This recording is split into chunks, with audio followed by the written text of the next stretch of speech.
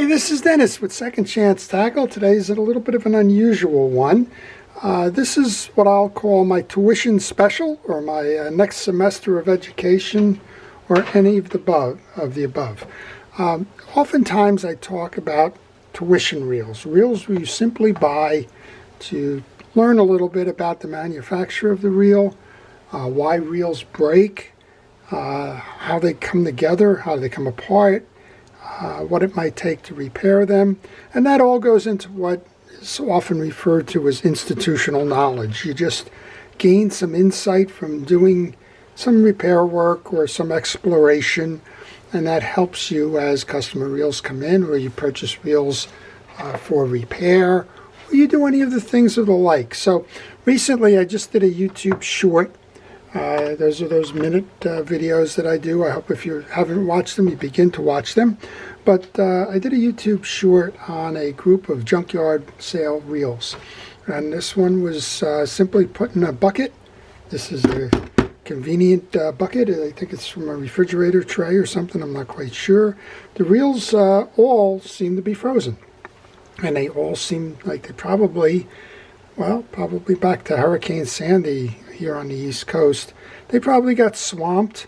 Nobody took the time, care, energy, or maybe even wasn't aware. Maybe they had to evacuate their home and couldn't even pay attention to the reels. But at any rate, almost every one of these is seized. And that's kind of a topic for a series maybe, why reels break and how to free seized reels and the like. Well, I only paid $20 for them. So it's not as though there's any great loss in this. And sometimes people ask me, why do you go spend your money doing that? Well, I do have a YouTube channel, and some of these do make videos, and we can all learn from that. So sometimes they're simply project reels. Sometimes there'll be a reel in there that's somewhat interesting. Maybe I haven't seen it before, and if it's already broken, well, what can you lose by taking it apart, right? I don't have much hope of it restoring any of these. I think they'll all become parts. And for my $20, interestingly enough, the first piece I saw that'll give me my $20 back is the side plate from a Penn Squitter 140. This is a black side plate. The bearing alone is $20. And if nothing else, this one may have held up. We'll see. But those are sought after. You're no longer available. And the rest of them, if you will, well, it's on me, right? We can do it. So let's just take a quick look at some of the reels that I purchased, and we'll talk a little bit about them, and we'll see if any of these make sense to go ahead and go do some rebuilding on. First one, and this bucket that I'm looking at, just like any sale that you should evaluate, you should test them all. So it makes no sense. You're negotiating with a vendor, or a seller. In this case, it was simply a yard sale, and you should test them, even if you don't know what you're going to do with them, even if you classified those as parts reels, where the sum of the parts is worth more than the reel itself. Well, even with that, do a test on it to give you an idea of whether they're worth it. So here's a Shimano. It's an FX300. It's missing its handle, so I can't crank it with the handle, but I can turn it. First thing I notice is that the spool is going up and down, and then you can do a quick trip of the bail, see if the bail is firing. Well, it's kind of hard to do this way, but it does have a spring in there that's closing.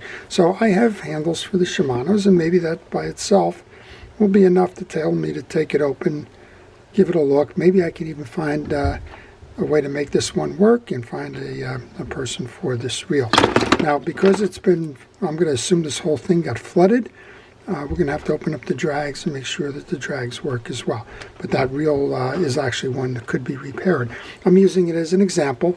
Go ahead and make sure that when you do these, that you test for all pieces, and if in your evaluation, if they can spin or not. That's kind of interesting with this one. So this is a Penn 77. It's one of the earliest Penn reels made.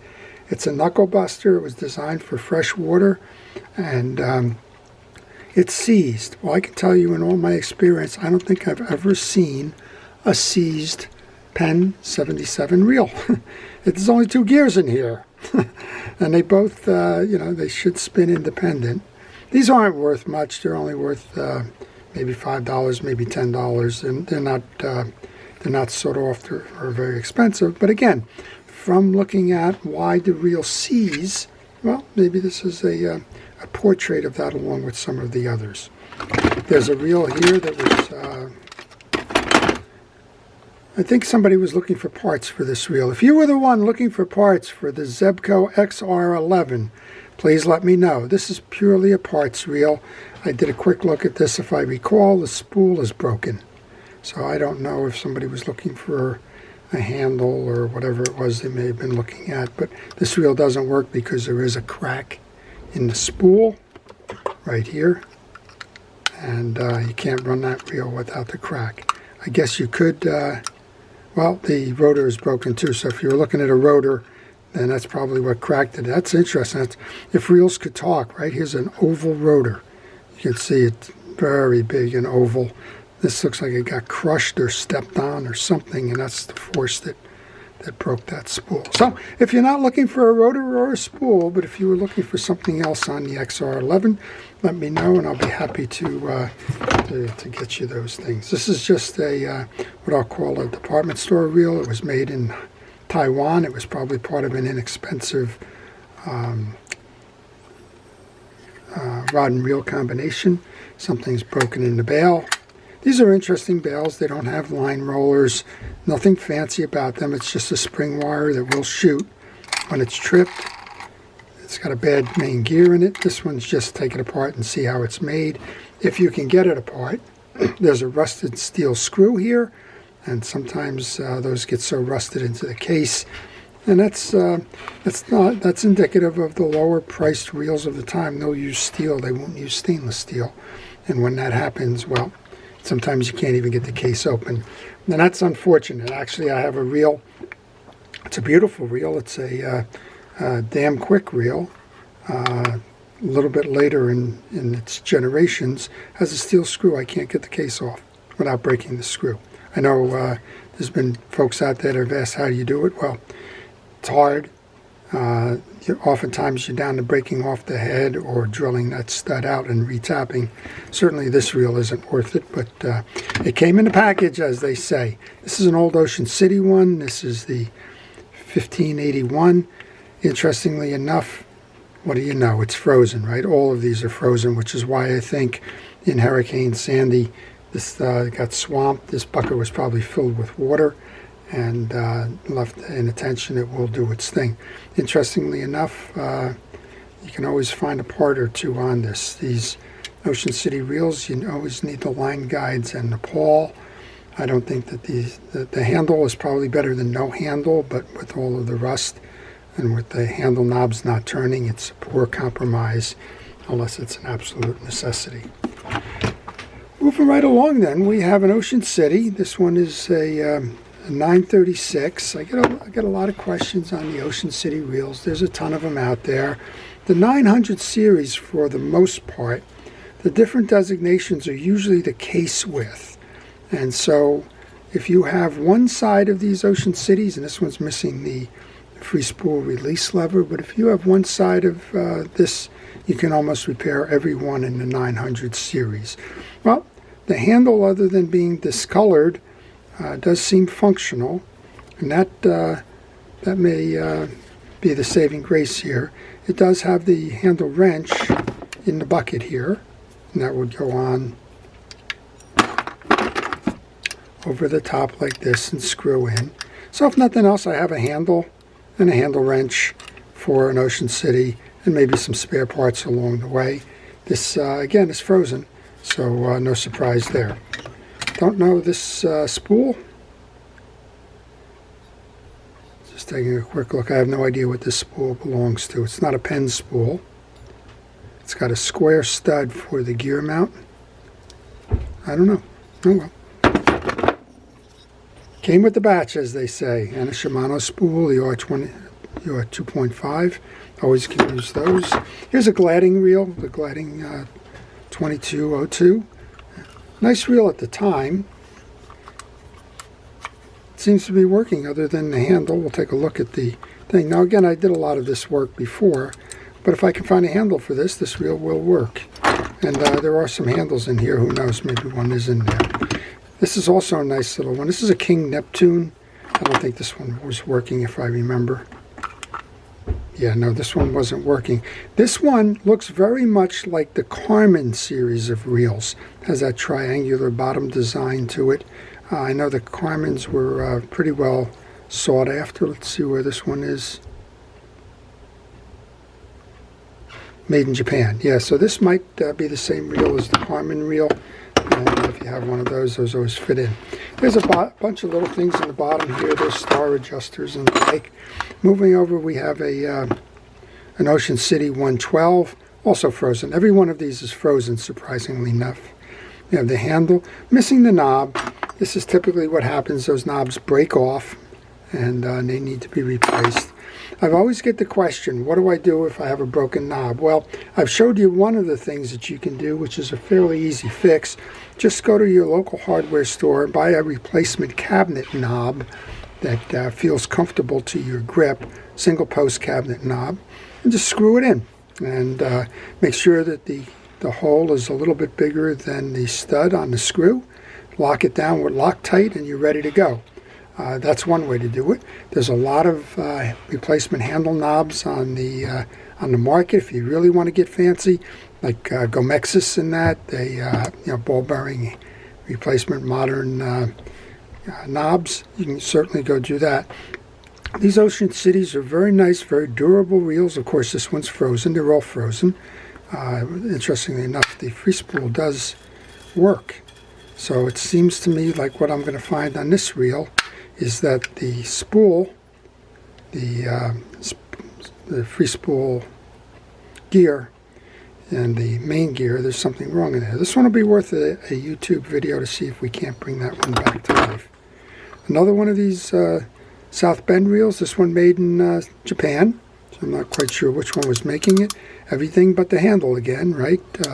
You look at the main gear, you can see the main gear is turning. So maybe we'll go try and find a handle for that. Maybe we'll make a project out of it. But these are very nice reels for the time. This is the South Bend 730. Here's another Ocean City, probably the 112 in a different variety. Kind of hard to see. And this is kind of what led me to say that the whole box got swamped. This one clearly has a lot of the greening on it that would come along with that. The handle's in good condition. The wooden handle indicates the war years, so this was probably late 1930s, early 1940s, and this one is actually turning. Go, you go. Now the free spool does not, let's see, it does release.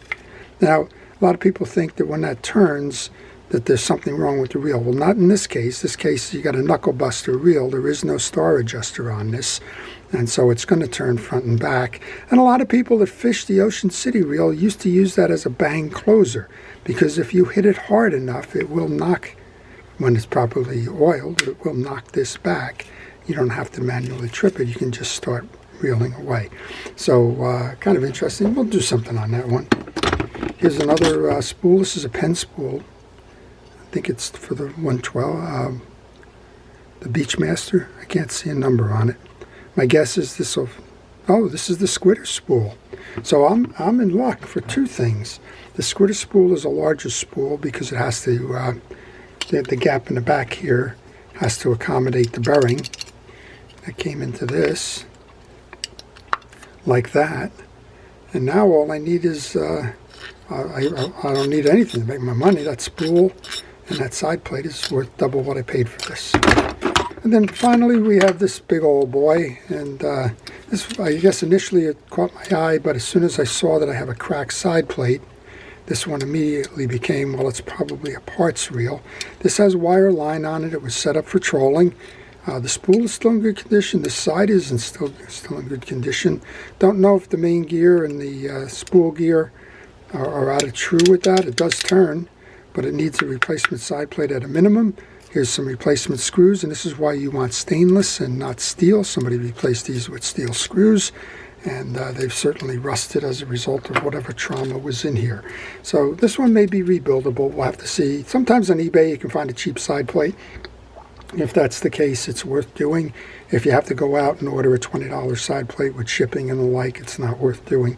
Particularly you're missing the bearing here as well, and the handle. Now the handle, I have enough handles, but this one may simply be consigned to a parts reel. The side plate here will probably never get used again.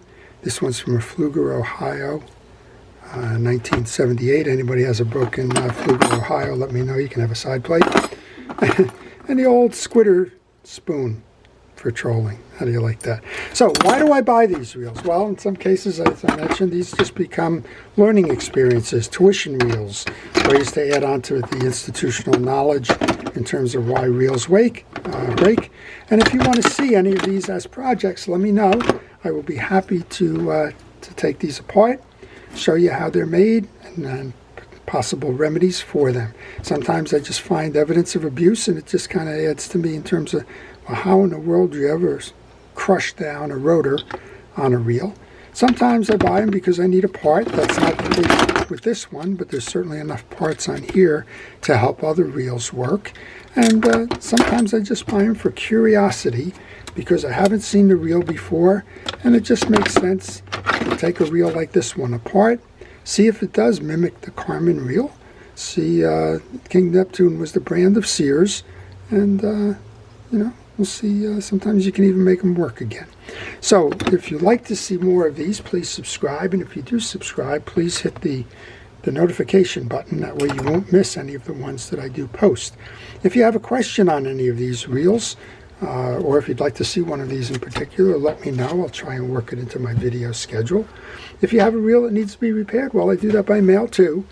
I guess this is the commercial section of the video, but send me an email to the business on the email address on the business card that follows. I'll be happy to do that. And finally, to everybody who's a first responder and essential personnel, everybody involved in keeping us safe during the pandemic, thank you for all it is that you do. Please, everyone, stay safe, stay well, and stay watching. This is Dennis with Second Chance Tackle. Have a great day.